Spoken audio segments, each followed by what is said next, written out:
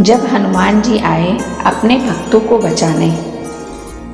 पीयूष अपने दो दोस्तों के साथ हॉस्टल के एक कमरे में रहता था, जिसमें एक दोस्त का नाम मनीष और दूसरे का नाम अजय था। तीनों ही आपस में एक पक्के दोस्त थे। लेकिन एक रात ऐसी थी जिसमें इन तीनों के मन में हनुमान जी के प्रति प्रेम और भरोसे की भावना बहुत बढ़ गई। शनिवार की रात तीनों दोस्त अपने कमरे में आराम कर रहे थे। उनमें से अजय कहता है, चलो बाहर टहलने चलते हैं। मनीष और पीयूष दोनों मना करते हैं और कहते हैं कि रात के 10 बज रहे हैं, इस वक्त बाहर जाना सही नहीं होगा। लेकिन अजय अपनी जिद पर था। वो जैसे तैसे दोनों को मना लेता है और फिर तीनों बाहर जाते हैं। पीयूष और मनीष के मन में बस यही चल रहा था कि बाहर का एक चक्कर लगाकर जल्दी हॉस्टल वापस आ जाएंगे। तीनों जाते तो जल्दी वापस आने के लिए हैं, लेकिन रात के अंधेरे में बातें करते करते थोड़ा ज़्यादा ही आगे निकल जाते हैं। अब तीनों को वापस जाना होता है, लेकिन जब वापस आते हैं तो दो रास्ते हॉस्टल वापस जाने के होते हैं। तीनों ही थक गए थे तो छोटा वाला रास्ता लेते हैं। तीनों आराम से जा ही रहे होते हैं, तभी मनीष बोलता है, ये रास्ता कितना डरावना है, पूरा जंगलों से घिरा हुआ है, मुझे तो बहुत डर लग रहा है। पीयूष मनीष को बोलता है, अब ज़्यादा दूर नहीं है, पहुँचने ही वाले हैं। अजय रात के अंधेरे का फ़ायदा उठाते हुए मनीष को डराने लगता है और कहता है, सुना है रात के अंधेरे में भूत घूमते हैं। ये सुनने के बाद मनीष थोड़ा और डर जाता है, जिससे वह जल्दी हॉस्टल चलने के लिए बोलता है। तीनों थोड़ा आगे जाते ही हैं कि अचानक से मनीष धड़ाम से नीचे गिर जाता है और चिल्लाते हुए उनसे आगे भाग जाता है।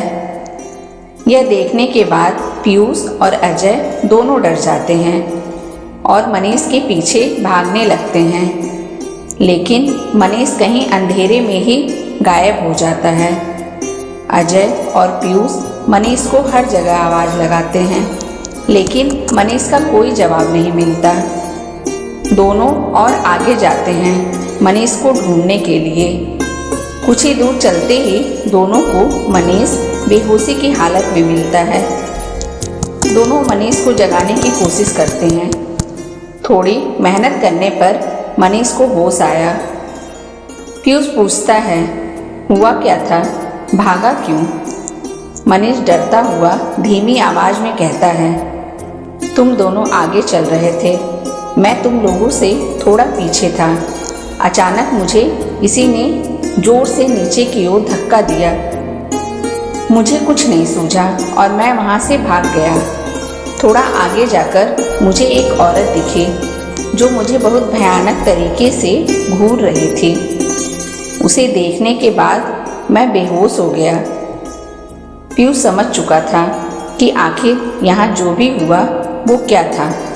पीयूष हनुमान जी का बहुत बड़ा भक्त था, जिस वजह से पीयूष समझ चुका था यहाँ तीनों के लिए ज़्यादा देर रुकना ठीक नहीं होगा।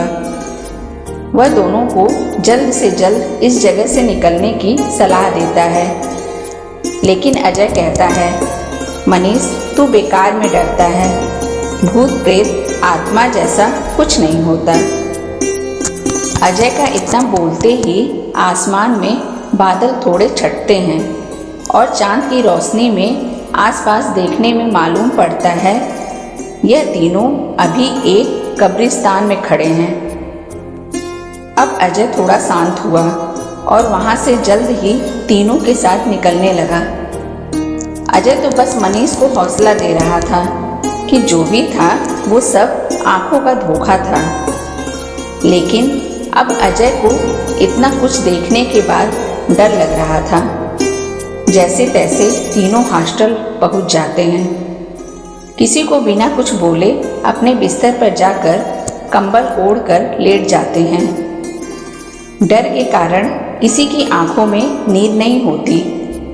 थोड़ा वक्त बीता। अचानक से कमरे में किसी के दौड़ने की आवाज़ आने लगी। तीनों घबराहट में झट से कंबल से निकलते हैं और देखते हैं यह कैसी आवाज़ है। लेकिन कमरे में देखा तो मालूम चला सिर्फ वही तीनों हैं। तीनों इतने डरे हुए थे कि किसी की हिम्मत नहीं थी कि उठकर कमरे का दरवाज़ा बंद कर दे। अजय थोड़ा बाहर कमरे के दरवाजे की तरफ देखता है कि एक औरत दरवाजे पर खड़ी उसी की तरफ घूर रही थी। अजय बहुत तेज चीखा और पीयूष के बराबर में भागकर लेट गया और डर के कारण मनीष भी पीयूष के पास भाग गया। अजय पीयूष से कहता है, पीयूष तू तो हनुमान जी का भक्त है ना, कुछ कर।